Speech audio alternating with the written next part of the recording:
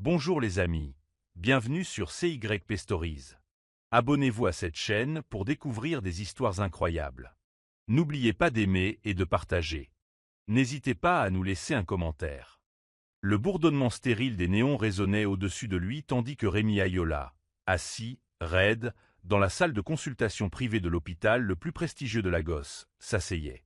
L'air était trop pur, les murs blancs trop lumineux, et l'expression soigneusement neutre du médecin trop étudiée. Rémi était un homme habitué à l'actualité. Il avait connu des krachs boursiers, des OPA hostiles et des trahisons de partenaires commerciaux, mais rien n'aurait pu le préparer à la finalité dans la voix du docteur Becker lorsqu'il a annoncé « cancer du pancréas de stade 4 ». Un an tout au plus, si l'on est optimiste. Les mots ne l'ont pas frappé comme un coup de tonnerre. Au contraire, ils ont atterri doucement, presque respectueusement, comme des gouttes de pluie sur une vitre. Il hocha la tête une fois, la gorge trop serrée pour parler, tandis que le médecin divaguait sur les traitements expérimentaux et les soins palliatifs. Le silence de Rémi n'était pas dû à la peur de la mort. C'était quelque chose de plus profond, de plus vide, la conscience que le temps pressait et qu'il n'avait plus personne pour s'asseoir à ses côtés alors que les dernières secondes s'écoulaient. Le silence persistait dans la voiture tandis que son chauffeur, inconscient du poids de son patron, naviguait dans la circulation animée de l'après-midi sur l'île Victoria. Rémi regardait par la vitre teintée le monde qui s'écoulait, les vendeurs ambulants se faufilant entre les voitures, les enfants jouant sur les trottoirs, les amoureux riant à l'ombre des kiosques. Il se souvenait de l'époque où la vie était colorée, où sa maison résonnait de rire, où sa femme Adana l'appelait juste pour lui dire qu'il lui manquait. Mais c'était avant que la toux ne se transforme en perte de poids, la fatigue en faiblesse et l'optimisme en appréhension. Dès qu'Adana a senti qu'il n'était plus l'homme fort et invincible qu'elle avait épousé, elle est partie. 3 mois plus tôt, elle avait fait ses valises, emmené les enfants, demandé le divorce et laissé un accord signé sur son bureau, comme pour conclure une transaction commerciale. Il ne l'a pas combattu. Il n'avait plus la force de se battre. Ses frères ont également cessé de venir la voir. Sa plus jeune sœur, qui avait autrefois prié pour lui, ne l'avait pas rappelé depuis son diagnostic. Même ses amis les plus proches s'étaient peu à peu repliés sur eux-mêmes, incapables de supporter l'inconfortable réalité de la mortalité qui les attendait. Ce soir-là, Rémi était assis seul dans l'immense bureau de sa demeure d'Aqua, la même pièce où il avait conclu des contrats de plusieurs milliards de naira et accueilli des dirigeants mondiaux. Les fauteuils en cuir, les livres anciens et les élégants lustres trahissaient son isolement. Il se servit un verre de Glenfiddich, son scotch préféré, mais même la brûlure ne parvenait pas à masquer l'amertume qui lui brûlait la poitrine. Son héritage était immense, empires immobiliers, start-ups technologiques, fondations caritatives, mais le silence de sa maison parlait plus fort que n'importe quelle réussite. C'était un homme mourant dans un château de verre, et personne ne se souciait suffisamment de venir frapper à sa porte.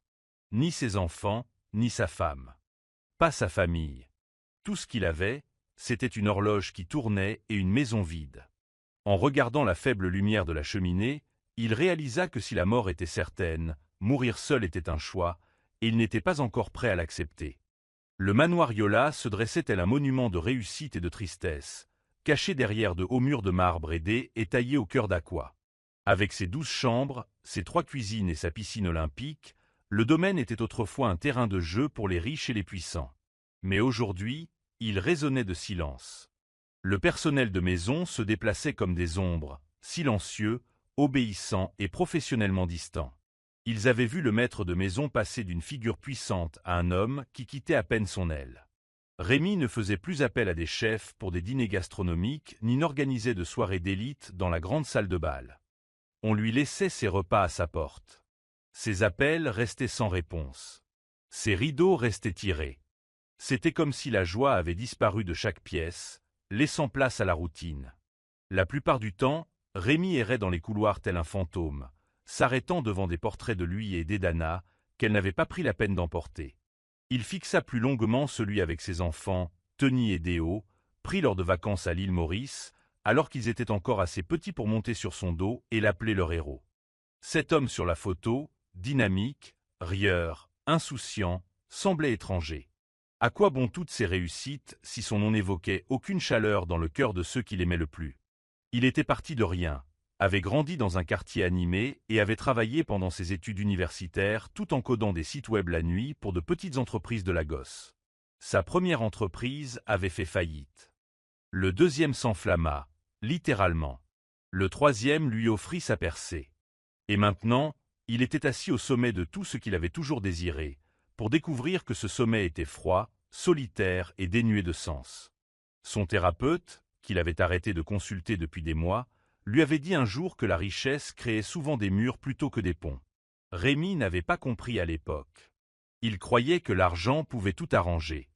Mais cela ne pouvait pas réparer un corps défaillant. Cela ne pouvait pas défaire un mariage brisé. Cela ne pouvait pas ramener la chaleur d'une étreinte d'enfant. Chaque pièce du manoir lui rappelait Absinthe. La salle de jeu des enfants, devenue débarras, le jardin où Adana plantait autrefois des tulipes, désormais envahi par la végétation, la salle de musique où il avait appris le piano en autodidacte, désormais muette. Même son personnel évitait de s'attarder dans la conversation, de peur de se montrer trop familier avec un mourant. Rémi restait donc assis, le silence étant son seul compagnon, et chaque jour qui passait lui faisait de plus en plus de mal à faire comme s'il n'avait pas soif de quelque chose, de n'importe quoi, qui lui semblait vivant. C'était un vendredi soir agité, lorsque Rémi se retrouva à conduire sans direction dans les rues animées de Lagos. Il portait un simple sweat à capuche, une casquette de baseball et un jean, des vêtements qu'il n'avait pas touchés depuis des années. Cette fois, pas de chauffeur, pas de service de sécurité. Juste lui, sa voiture et une soif de vérité. Plus il s'éloignait du calme aseptisé des quais pour rejoindre le chaos bouillonnant de Suralire, plus son pouls se calmait. Il se gara près d'un marché nocturne et sortit, disparaissant dans la foule comme un grain de riz dans un pot de jollof. La musique retentissait dans les haut-parleurs, les vendeurs criaient leurs prix, la fumée des stands de suya emplissait l'air et la vie pulsait de toutes parts. C'était la première fois depuis des semaines qu'il se sentait invisible, et cela le réconfortait étrangement. Il déambulait entre les étals vendant de tout, des chaussures d'occasion aux plantains grillés, observant l'énergie d'une ville qui ne le connaissait pas, qui ne lui devait rien. C'est alors qu'il la vit. Elle était assise près d'une gouttière, les jambes croisées sur un carton, les cheveux en tresses ébouriffés et les vêtements trop légers pour la brise fraîche. Elle ne mendiait pas, pas ouvertement. Au lieu de cela, elle observait les vendeurs de nourriture avec une nostalgie silencieuse, scrutant chaque passant du regard. Une adolescente la frôla et la traita de folle, renversant un seau à côté d'elle. Elle ne dit rien, le ramassa simplement avec grâce. Quelques instants plus tard, elle aida une petite fille qui avait trébuché sur son lacet, le nouant avec patience et donnant à l'enfant la seule orange qui lui restait. Ce simple geste fit l'effet d'un coup de massue à Rémi. Dans un monde où la plupart des gens se battaient pour survivre, cette femme sans abri choisit de donner. Il l'observa de loin pendant près d'une heure. Elle ne demandait jamais pitié. Sa dignité l'enveloppait comme un manteau, même si elle n'avait aucun abri physique. Le monde l'ignorait, mais elle se comportait avec une résilience tranquille. Le chauffeur de Rémi, le rattrapant enfin après avoir remarqué que la voiture était garée trop longtemps, tenta de le faire partir. Mais Rémi lui fit signe de s'éloigner. Il y avait quelque chose chez cette femme qui lui semblait familier, non pas son visage, mais son immobilité. C'était le même qu'il voyait dans le miroir chaque matin. Elle n'était pas mourante comme lui, mais quelque chose dans son esprit semblait fatigué aussi, comme si la vie l'avait pris trop. Ce soir-là, Rémi rentra chez lui avec plus de questions que de réponses. Qui était-elle? Pourquoi se sentait-il proche d'une inconnue qu'il n'avait jamais rencontrée? Et pourquoi, pour la première fois depuis des mois, éprouvait-il quelque chose de proche de la curiosité plutôt que du désespoir? Zuri avait été bien des choses. Une fille, une étudiante, une agente d'éducation prometteuse et une bénévole dans un centre d'alphabétisation communautaire. La vie n'avait pas toujours été aussi dure. Elle avait connu le confort d'un lit moelleux, l'odeur de la cuisine de sa mère, le rythme de la routine. Mais le deuil avait tendance à tout annihiler. Ses parents sont morts à 1 an d'intervalle, sa mère des complications d'un diabète non traité, et son père d'un accident de la route peu après. Sans frères et sœurs ni proches disposés à l'accueillir, Zuri a dû quitter l'université en cours de route. Les emplois allaient et venaient, mais Lagos était impitoyable envers les pauvres. Elle a essayé de vendre des fruits au bord de la route, de laver du linge pour les commerçantes, mais face à l'accumulation des loyers et à la diminution de l'espoir, la rue est devenue sa seule option. Pourtant, Elle refusait de se laisser définir par la rue. Zuri gardait un certain sens de l'ordre, ses rares affaires emballées dans un sac en polyéthylène serré, son lieu de baignade caché derrière un garage fermé, sa carte mentale des endroits où trouver de l'eau potable. Elle avait appris à éviter les ennuis, à survivre sans se faire remarquer. Pourtant, ce qui la blessait le plus n'était ni la faim ni le froid, mais le fait d'être invisible. Les gens détournaient le regard, comme si sa pauvreté risquait de les contaminer. Mais elle refusait de s'amertumer. Chaque jour, elle se rappelait que la gentillesse était gratuite. C'est pourquoi elle avait aidé cette petite fille à lasser ses chaussures. C'était une petite chose, mais les petites choses comptaient. Et quand elle donna son orange, elle ne s'attendait pas à la manger ce soir-là. Elle espérait seulement que l'enfant se souviendrait un jour de sa gentillesse. Elle ignorait que quelqu'un l'avait observée. Elle n'avait pas remarqué l'homme aux yeux emplis de tristesse et de richesse, debout derrière un vendeur de journaux. Si elle l'avait fait, elle se serait peut-être éloignée, évitant l'attention. Mais ce soir-là, elle était trop fatiguée pour s'en soucier. Lorsqu'elle se leva enfin pour trouver refuge dans son coin habituel, près d'une cimenterie, elle sentit la glace persister sur elle, même si elle ignora cela comme de la paranoïa. Demain, un autre jour était nécessaire pour survivre. Un autre jour pour continuer à avancer. Un autre jour pour se rappeler qu'elle était encore humaine, même si le monde semblait l'oublier. Ce qu'elle ignorait, c'est que sa vie avait déjà commencé à changer, et que l'homme qui l'avait aperçu lors de cet instant fugace allait réécrire leurs deux histoires, un jour à la fois. Rémi n'avait pas fermé l'œil de la nuit à son retour du marché. Assis dans son bureau, il observait les caméras de surveillance qui surveillaient de loin les portes de la ville, sans chercher d'intrus. Ses pensées étaient rivées sur l'image de Zuri, la sans-abri. Il y avait quelque chose dans sa façon de donner sa seule nourriture sans hésiter, quelque chose qui touchait une partie de lui qui n'avait pas bougé depuis des années. En elle, il voyait une force tranquille, celle qu'il possédait autrefois lorsqu'il sillonnait les rues de Lagos, jeune homme ambitieux. Il ne cessait de penser à la façon dont le monde l'avait ignoré, à la dignité qui lui restait malgré les circonstances.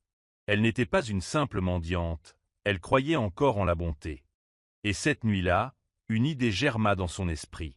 Non pas par pitié, mais par besoin, par un désir inexplicable de ne pas affronter la mort seule. L'après-midi suivant, avec l'aide d'un de ses chauffeurs plus discrets, Rémi retourna au marché sous un déguisement similaire. Il trouva Zuri assise près du même endroit, essayant de partager un bol de riz avec deux jeunes garçons qui l'appelaient Tata Z. Rémi attendit qu'elle soit seule, puis s'approcha, la surprenant par sa présence. Elle resta d'abord sur la défensive, méfiante, mais il se présenta gentiment, tout comme Rémi, sans titre ni mention de sa fortune. Il expliqua qu'il l'avait vue la veille, qu'il avait remarqué son altruisme et qu'il avait été ému. Puis, sans tergiverser, il lui a proposé un arrangement d'un an où elle vivrait chez lui, mangerait correctement, dormirait dans un lit confortable et recevrait une allocation mensuelle. Son seul devoir serait de passer du temps avec lui, de se promener, de discuter, de lui tenir compagnie. Aucune exigence physique. Aucune obligation autre que la présence.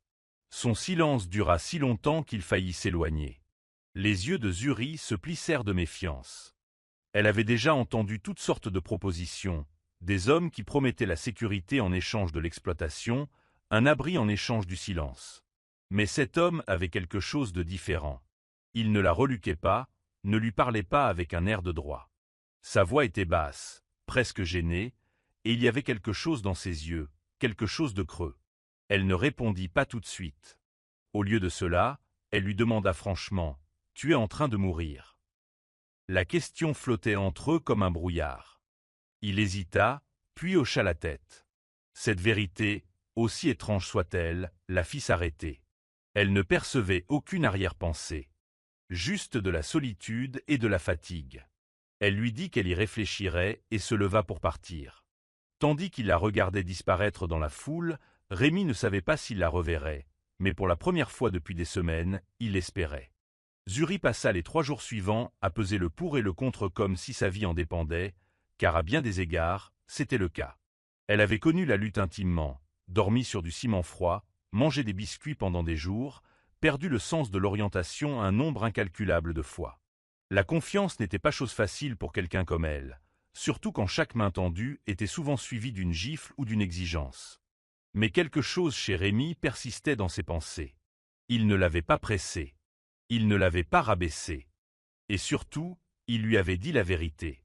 Il n'avait pas caché sa maladie derrière des plaisanteries, ni ne l'avait manipulée par des flatteries. Au contraire, il avait tout mis à nu. Elle avait passé la nuit à y réfléchir. Quel genre d'homme offre un abri juste pour la compagnie? Pouvait-elle prendre le risque de le croire? Ou serait-ce une autre erreur qui la laisserait plus brisée qu'avant? Le 4e matin, les os endoloris et l'estomac habitué au vide depuis longtemps, elle retourna au marché sans véritable projet. Mais le destin voulut que le SUV noir l'attende déjà près de son coin de rue. Rémi sortit avant qu'elle ne puisse changer d'avis et lui adressa un léger sourire, une main dans sa poche. Toujours pensif, il demanda doucement. Elle haussa les épaules avec lassitude et leva les yeux vers le ciel gris. « Si je dis oui, puis-je partir quand je veux ?»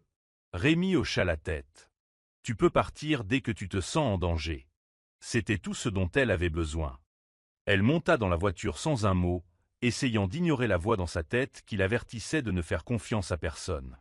Le trajet fut silencieux, long et surréaliste. Tandis que la voiture traversait les couloirs kossudiquois, elle aperçut des bâtiments dont elle avait toujours rêvé, des demeures avec des gardes, des fontaines et des fleurs qui s'épanouissaient sans poussière. Et lorsqu'ils arrivèrent enfin devant sa propriété, elle déglutit difficilement, se demandant si elle se trouvait face à un miracle ou à un piège. Dès qu'elle franchit le seuil du hall de marbre, Zuri eut l'impression de ne pas être à sa place. Tout brillait, lustre en verre, sol ciré, œuvre d'art qui valait probablement plus cher que tout ce qu'elle avait jamais touché.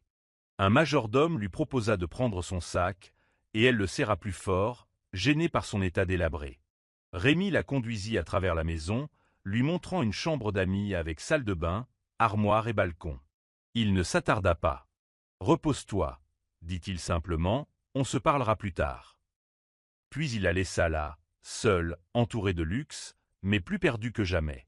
Debout près de la fenêtre, elle observait les oiseaux voltant au-dessus du bassin, le cœur battant. Elle ne connaissait pas cet homme.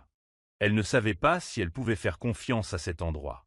Mais pour la première fois depuis des années, elle avait un lit, une porte qui fermait à clé et un moment de silence qui n'était pas empreint de peur. Cette nuit-là, elle s'endormit en pleurant, non pas de tristesse, mais de l'étrange et terrifiante sensation de sécurité. Les premiers jours au manoir furent difficiles pour Zuri et Rémi. Malgré des échanges polis et une distance soigneusement maintenue, leur conversation était tendue et maladroite. Zuri était bouleversée par l'espace, par le lustre qui scintillait comme des diamants au-dessus d'elle, par les miroirs du couloir qui semblaient amplifier sa confusion, par les plats servis sur des plateaux d'argent. Elle se réveillait tôt, ne sachant pas ce qu'elle avait le droit de toucher, trop effrayée pour quitter sa chambre sans y être invitée. Rémi, quant à lui, ne savait pas comment aborder quelqu'un qui se fichait de son argent. Il était habitué à ce que des gens s'occupent de lui, associés, employés, et même de sa famille à une époque. Mais Zuri n'était pas impressionnée. Elle parlait peu, mangeait modestement et se retirait souvent dans le jardin où elle contemplait le ciel comme s'il détenait des secrets qu'il ne pourrait jamais saisir. Pourtant, quelque chose commença à changer. Tout commença lorsque Zuri ouvrit les rideaux du salon un matin, laissant entrer la lumière du soleil. Le personnel, qui le tenait toujours tiré sur les instructions de Rémi, la regarda avec surprise se déplacer dans l'espace comme si elle y était chez elle. Quand Rémi s'en aperçut, il ne l'arrêta pas. Puis, un après-midi, elle alluma une petite radio portable qu'elle portait dans son sac et laissa flotter des afrobeats. La musique n'était plus passée dans le manoir depuis des mois. Au début, Rémi trouva cela distrayant, mais plus il écoutait, plus il se surprenait à taper distraitement du doigt en rythme. Lentement, Zuri commença à humaniser l'espace que le chagrin avait creusé. Elle commença à lui poser de petites questions sur les livres qu'il lisait, les œuvres d'art qu'il conservait, les allées du jardin. Non pas par curiosité, mais par une réelle curiosité. Et Rémi, à sa propre surprise, commença à répondre. Leurs dîners devinrent moins calmes. Parfois, Zuri faisait des blagues sournoises, testant ses limites. Un soir, après qu'il eut complimenté sur son plat, elle demanda avec un sourire narquois. « Alors les milliardaires mangent aussi du riz jollof ?» Il rit pour la première fois depuis des mois. Il ne réalisa pas à quel point le rire lui manquait, jusqu'à ce qu'il s'échappe de sa poitrine. Il vivait encore dans deux mondes séparés. Elle était débrouillarde et fougueuse, il était raffiné et réservé, mais quelque chose entre eux commençait à combler ce fossé.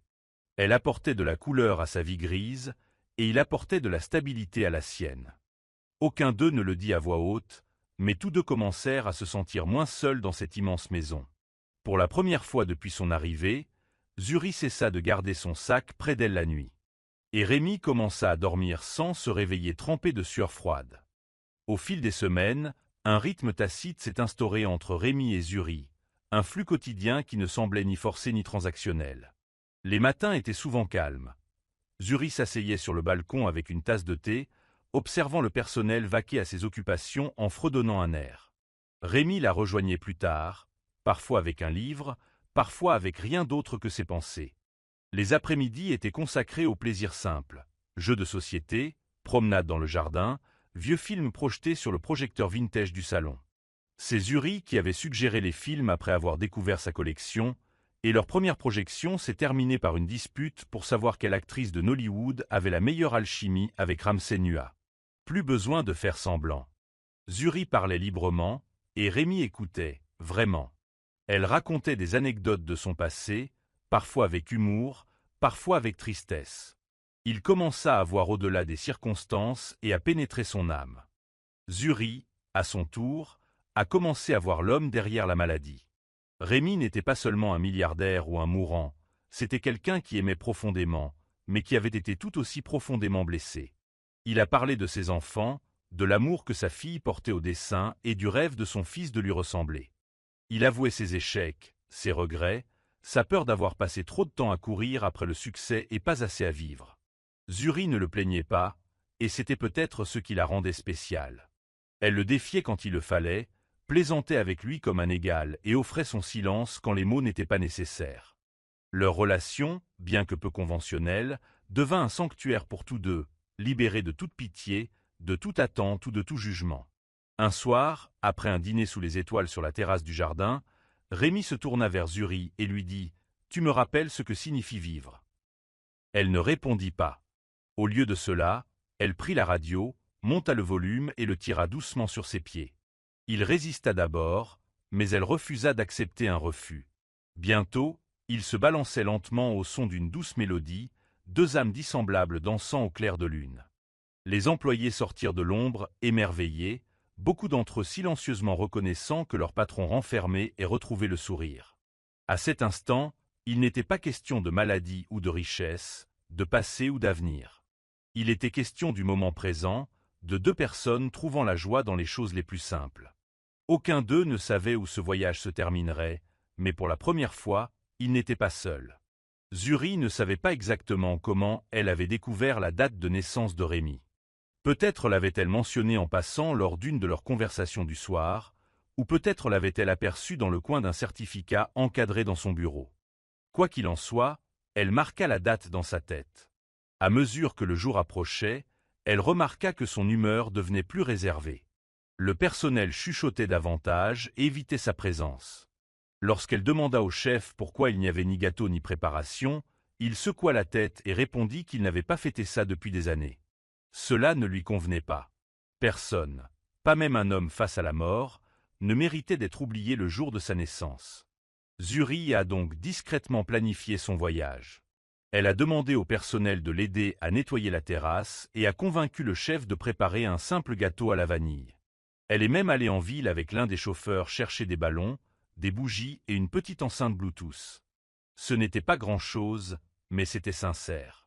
Lorsque Rémi entra dans le jardin ce soir-là, appelé sous prétexte d'avoir besoin d'air, il s'arrêta net. Des guirlandes lumineuses étaient accrochées le long de la clôture, la longue table était recouverte d'une nappe blanche modeste et des cartes dessinées à la main reposaient contre les assiettes. Zuri se tenait au centre, vêtue d'un chemisier aux couleurs vives qu'elle avait choisi dans sa nouvelle garde-robe, tenant un petit gâteau aux bougies scintillantes. « Joyeux anniversaire, Rémi », dit-elle doucement. Le personnel applaudissait derrière les buissons, visiblement amusé mais investi par l'instant. Pendant un long moment, Rémi resta immobile. Sa gorge se serra tandis qu'il observait autour de lui l'organisation, l'effort, la délicatesse. De toute sa vie de gala somptueux et de gala mondain, il n'avait jamais ressenti quelque chose d'aussi petit comme si grand. Il s'avança, le regard vitreux, et murmura « Tu te souviens ?» Zuri se contenta de sourire et de répondre « Tu n'es pas invisible, tu sais. » Ce soir-là, Rémi rit plus que jamais. Il joua à un jeu questionnaire inventé par Zuri, répondit à des questions idiotes comme « Quelle est ta pire décision vestimentaire ?» et « Est-ce que tu mangerais encore des escargots frits ?» Le personnel se mêla librement, abandonnant toute formalité tandis que la musique emplissait l'air. Zuri lui tendit une carte faite main avec le dessin d'un arbre et l'inscription « Encore en croissance, même maintenant ». Il la serra contre sa poitrine comme un trésor fragile. Lorsque la soirée se termina et que le personnel commença à débarrasser la table, Rémi resta derrière, regardant les bougies s'éteindre. « Merci, dit-il à Zuri, côte à côte, de m'avoir redonné le sentiment d'être humain. » Elle lui tendit la main et la serra doucement. À cet instant, les frontières entre patrons et employés, milliardaires et anciens, mendiants se brouillèrent pour laisser place à quelque chose de plus significatif, deux cœurs qui apprenaient à battre à nouveau. Les semaines qui suivirent le dîner d'anniversaire prirent un nouveau tournant. La gêne entre Rémi et Zuri s'était complètement dissipée, remplacée par un rythme plus facile, familier et, étrangement, réconfortant. Rémi commença à rechercher la présence de Zuri au-delà de leur repas habituel ou de leur promenade du soir. Il frappait doucement à sa porte et lui demandait si elle voulait lire de la poésie dans le jardin ou écouter de la musique dans le salon.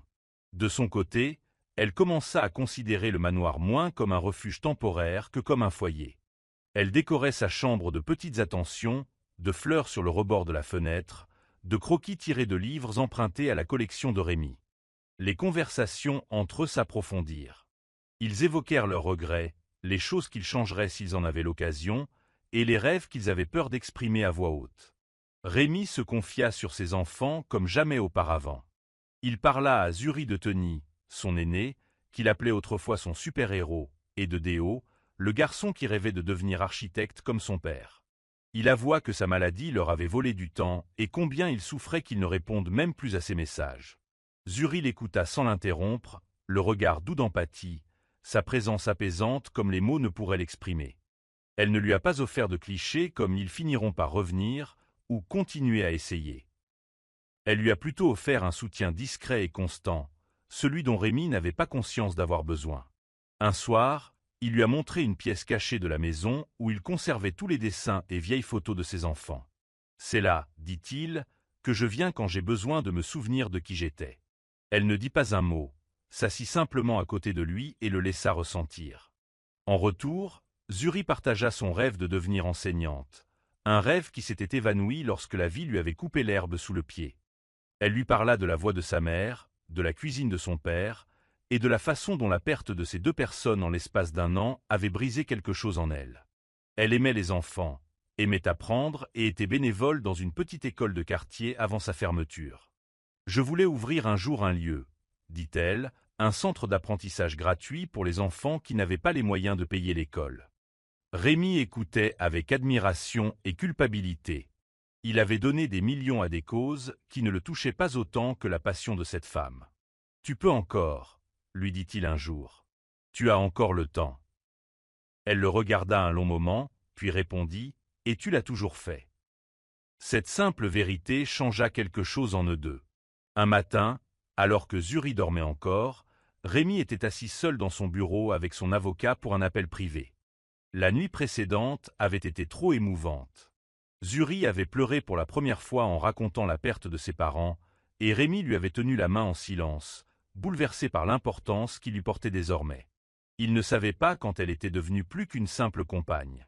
Il n'osait pas encore nommer ce sentiment. Mais il savait une chose avec une certitude absolue. Zuri avait changé son dernier chapitre. Elle avait illuminé le silence, lui avait offert des souvenirs précieux et l'avait aidé à se voir non pas comme un mourant, mais comme un homme encore capable de donner quelque chose de précieux. Ce matin-là, Rémi avait mis à jour son testament.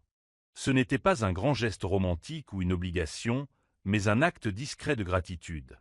Il a demandé à son avocat d'inclure une généreuse provision au nom de Zuri, un appartement entièrement meublé dans un quartier sûr, un revenu mensuel fixe pour les 10 prochaines années et une petite subvention pour qu'elle puisse créer un centre d'éducation communautaire si elle le souhaitait.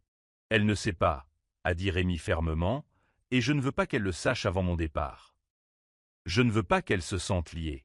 Son avocat, un homme d'un certain âge qui avait vu trop d'héritages écrits avec amertume et regret, acquiesça en signe de compréhension. Lorsque les documents furent signés, scellés et mis sous clé, Rémi ressentit une étrange sensation de paix. Il avait enfin accompli quelque chose qui ressemblait à une rédemption, non pas pour compenser ses échecs passés, mais pour s'assurer que la seule personne restée quand tous les autres étaient partis ne se retrouverait pas sans rien. Plus tard dans la journée, lorsque Zuri le trouva dans le bureau et lui demanda ce qu'il faisait, il se contenta de sourire et de répondre, réglant simplement les derniers détails. Elle plissa les yeux d'un air amusé. « Tu ne vas pas me virer de la maison, si ?» Il rit doucement en secouant la tête. « Non, je n'oserais pas. Tu as trop de secrets sur moi. » Ils échangèrent un rire persistant, chaleureux et spontané. Ce soir-là, tandis que Rémi la regardait s'endormir en lisant sur le canapé à côté de lui, il sut qu'il avait pris la bonne décision. Elle était désormais plus qu'une simple compagne. Elle était sa paix, sa confiance, la voix douce qui lui rendait la vie à nouveau supportable. Et même s'il ignorait de quoi demain serait fait, il était enfin satisfait de savoir qu'une part de lui, son meilleur côté, survivrait en elle. La pluie arriva tard en ce soir d'avril, tombant en pluie fine sur les parois vitrées du manoir. Zuri avait toujours aimé la pluie. Elle lui rappelait sa mère fredonnant dans la cuisine, ses lectures sous les couvertures avec une lampe torche, l'époque plus simple où le monde avait encore un sens. Elle se tenait pieds nus sur la terrasse, les bras enroulés autour d'elle, tandis que la brise dansait dans ses tresses. Derrière elle, Rémi observait en silence, peinant à s'intégrer dans cet espace comme si elle y avait toujours été. Il s'approcha lentement, ses pas silencieux sur le carrelage humide, et lui tendit sa veste. Elle ne se retourna pas. « Ça te manque de danser sous la pluie ?» demanda-t-elle doucement. Rémi hésita, puis répondit « Je ne crois pas avoir jamais essayé. » Sans attendre, elle lui prit la main et l'entraîna doucement sur la pelouse, ignorant ses faibles protestations. La pluie le trempa en quelques secondes, mais Zuri s'en fichait. Elle pivota lentement, les bras tendus, souriant au ciel. Rémi resta figé un instant, puis expira et s'avança, laissant l'eau imprégner sa chemise. Leur mouvement manquait de grâce, sa maladie l'avait ralenti, et elle n'était pas entraînée, mais ils dansaient comme deux âmes cherchant à se souvenir de la liberté. Pendant quelques minutes, le temps s'arrêta. Il n'y eut ni au revoir, ni maladie, ni regret, juste la chaleur de leur peau contre leur peau, des rires sous les nuages d'orage, et une connexion silencieuse qu'aucun des deux ne pouvait nier. Quand la pluie cessa et qu'ils retournèrent enfin à l'abri, essoufflés et trempés, Zuri leva les yeux vers lui, la main toujours posée sur sa poitrine. Les doigts de Rémi effleurèrent une mèche de cheveux de sa joue, et l'espace d'un instant, l'air entrechangea. Il se pencha sans réfléchir, mais s'arrêta à quelques centimètres, incertain. Zuri ne recula pas. Au lieu de cela, elle leva la main et pressa doucement son front contre le sien. Pas de baiser, pas de confession, juste la reconnaissance silencieuse de quelque chose qui s'épanouissait entre eux, fragile et nouveau. Alors qu'ils se tenaient là, enveloppés par l'odeur de la pluie et de l'émotion, un silence passa entre eux. Ce n'était pas encore de l'amour, mais quelque chose de proche, quelque chose qui disait « Je te vois, je te sens, et je suis toujours là ». Tout commença par des murmures. Une photo publiée par une source anonyme a immortalisé Yuri dans le jardin de la propriété de Rémi, et s'est répandue comme une traînée de poudre sur les réseaux sociaux. En quelques heures, les blogs people et les tabloïds ont multiplié les gros titres scandaleux. La femme mystérieuse, la chercheuse d'or ou l'aidante du milliardaire Rémi Ayola. Internet a bourdonné de spéculations, et dès le lendemain, journalistes et équipes de tournage s'étaient rassemblés devant les grilles de la propriété. Rémi avait déjà vu cela, la soif de sensationnalisme des médias, mais cette fois, la tempête était personnelle. Le silence qui protégeait autrefois leur paix fut brisé, et Zuri, qui avait à peine appris à vivre sans peur, fut propulsée sous les projecteurs. Elle essaya de garder la tête basse, mais les regards du personnel et les murmures de la maisonnée lui serraient la poitrine d'anxiété. Elle avait survécu à pire, mais ça ressemblait à une trahison. La situation s'envenima lorsqu'Adana, l'ex-femme de Rémi, arriva sans prévenir avec son avocat, sa fureur à peine contenue. Vêtue impeccablement et exprimant son venin, elle accusait Yuri de manipulation et de coercition. « Tu crois que personne ne voit ce que c'est ? siffla-t-elle à Rémi. Une femme surgit de nulle part et soudain, elle habite la maison pendant que tu rédiges ton testament. Rémi ne broncha pas. Il se tenait entre Zuri et Adana comme un bouclier, d'une voix ferme mais calme. Tu es parti, tu te souviens. Quand les choses se sont compliquées, Zuri est restée.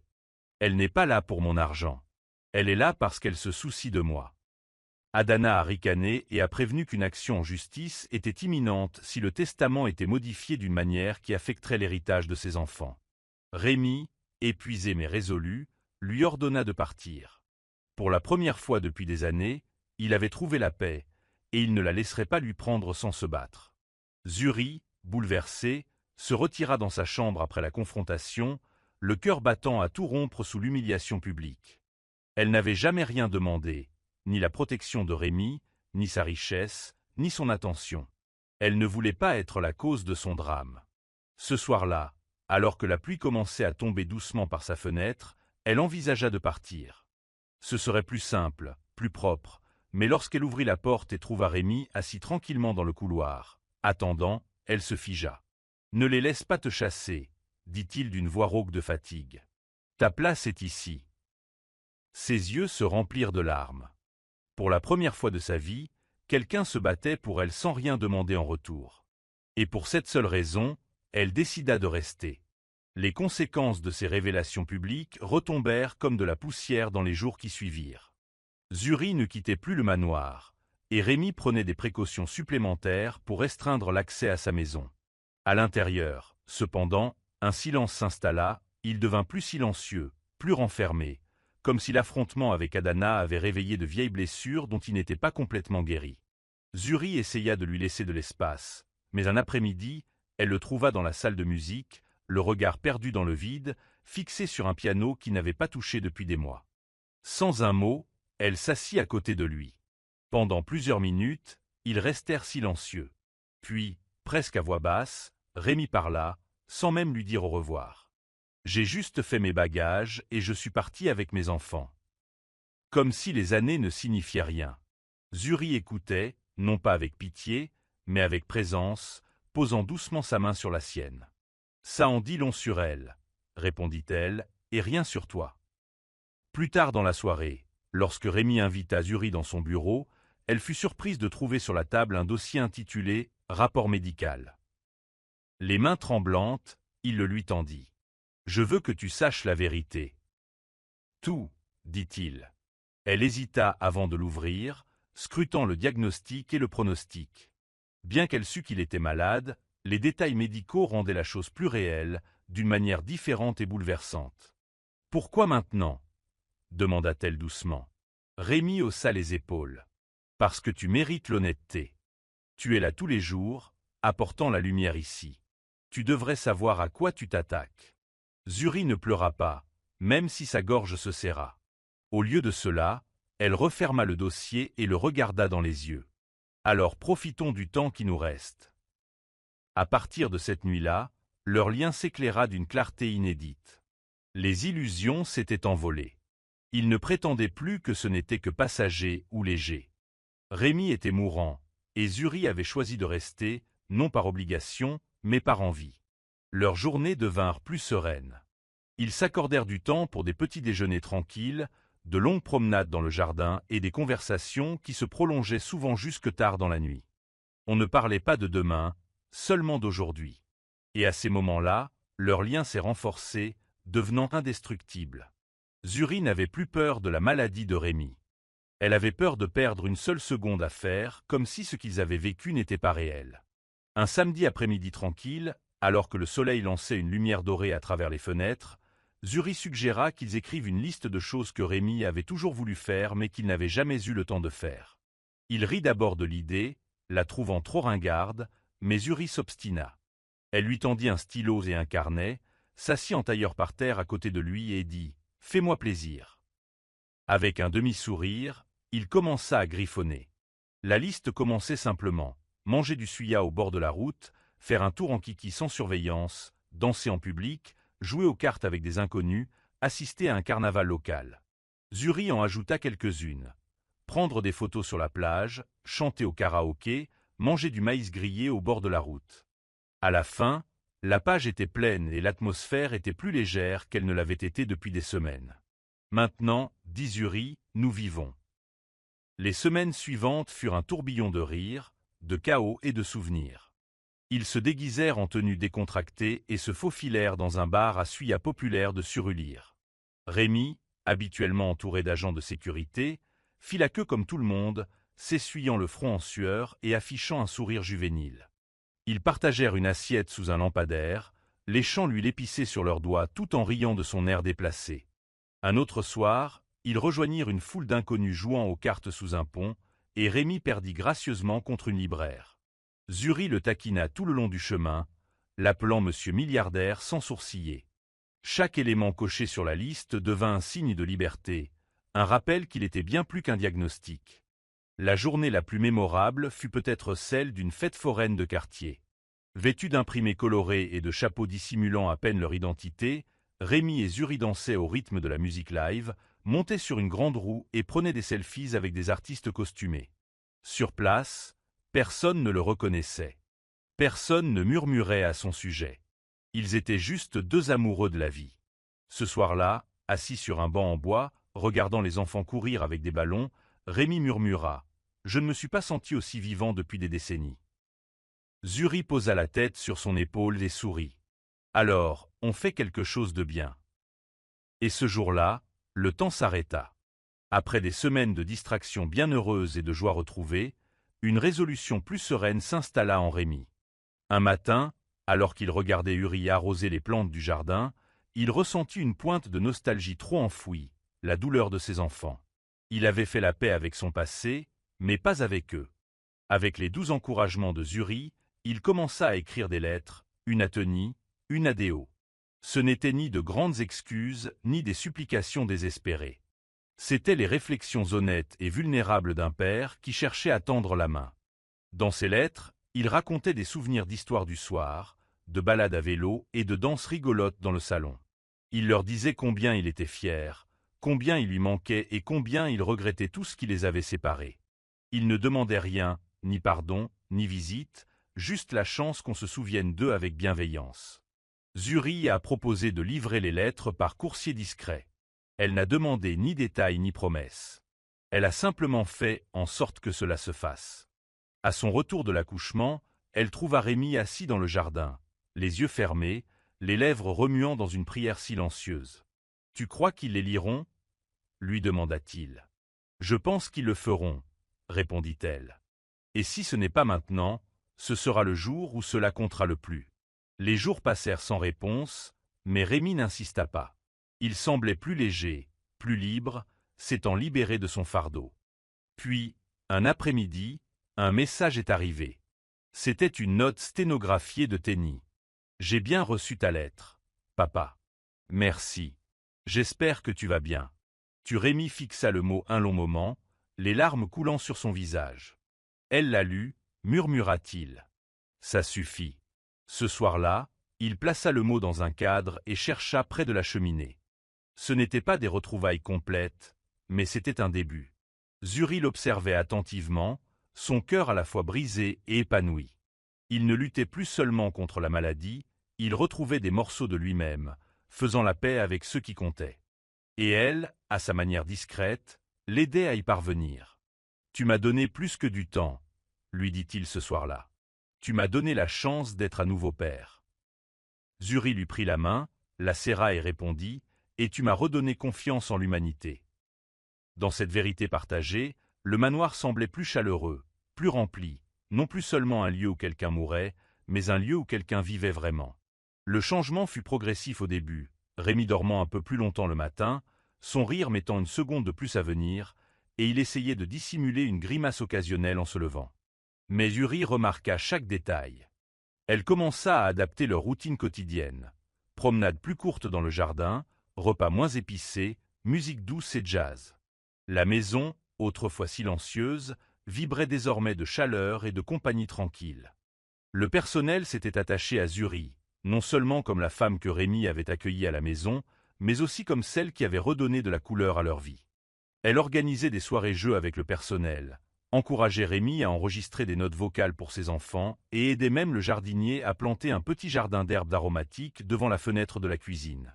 C'était sa façon de repousser l'inévitable, de créer de la beauté, même si l'ombre de l'adieu se profilait de plus en plus. Rémi, de son côté, essayait de ne pas se plaindre. Il voulait que Zuri se souvienne des bons jours, pas de ceux où il ne pouvait pas lever la tête de l'oreiller. Mais il y avait des matins où il peinait à sortir du lit, et des après-midi où l'épuisement étouffait même son sourire. Zuri était resté à ses côtés pendant tout ce temps, ajustant ses oreillers, lui donnant du bouillon quand il était trop faible pour soulever une cuillère, et fredonnant de vieilles chansons de son enfance pour l'aider à s'endormir. Les rôles étaient désormais inversés. Elle, la compagne autrefois sauvée, était devenue son roc, son réconfort, sa paix ultime. Et lui, dans sa force silencieuse et déclinante, soutint son regard avec une gratitude si profonde qu'elle se passait de mots. Le manoir ne ressemblait plus à un lieu où un homme se mourait. Il ressemblait à un sanctuaire d'amour, d'une humanité partagée qui défiait la tragédie. Un soir, alors que Zuri l'enveloppait d'une couverture sur la véranda, Rémi leva les yeux vers les étoiles et murmura « J'ai cru mourir seul ». Zuri s'agenouilla près de lui et lui prit la main. « Tu n'es pas seul », dit-elle. « Plus maintenant ». Des larmes lui montèrent aux yeux, non pas de peur, mais d'émerveillement à l'idée qu'une âme, autrefois rejetée par le monde, était devenue le plus beau cadeau de sa dernière année. Il lui avait offert un abri, mais elle lui avait rendu son cœur. Et même si son corps continuait de le trahir, Rémi trouvait la paix en sachant que sa vie, malgré la douleur, n'avait pas été gâchée. Pas entièrement. Pas avec elle à ses côtés. L'appel à ses enfants a eu lieu un mercredi matin calme. Encouragé par Zuri, Rémi a demandé à son assistante de le contacter, sans exigence, sans culpabiliser, juste une invitation douce à lui rendre visite. À sa grande surprise, Tony et Déo ont répondu dans la semaine. Ils arrivèrent séparément, hésitants mais curieux, incertains de ce qui les attendait dans la grande demeure où ils n'étaient pas entrés depuis des années. Ce fut Zuri qui les accueillit à la porte, leur offrant des sourires chaleureux et des paroles rassurantes.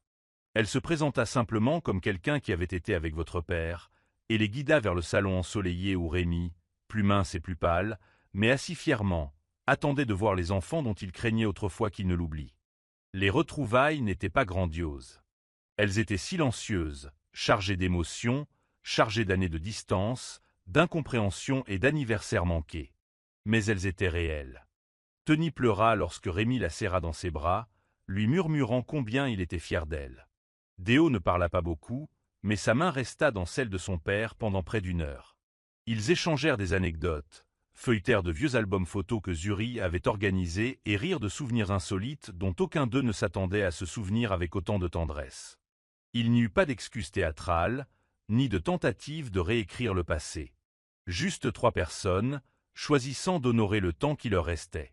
Zuri, observant depuis le couloir, s'excusa discrètement, leur laissant le temps de renouer. Elle avait fait ce qu'elle était venue faire, laisser place à la guérison. À la fin de la visite, Rémi les raccompagna jusqu'à la porte, Zuri à ses côtés. Il serra fort ses enfants dans ses bras, leur glissant des lettres, des mots écrits pendant ces nuits blanches, prêts à être lus. Vivez pleinement, leur dit-il à tous les deux, et aimez sans crainte. En sortant, Tony se retourna et adressa un signe de tête à Zuri, un remerciement muet de sa fille à la femme qui avait gardé son père en vie assez longtemps pour cet instant. Lorsque la porte se referma enfin, Rémi se tourna vers Zuri et murmura « Je suis prêt maintenant ». Et elle comprit. Il ne restait plus aucun regret. Seulement de l'amour.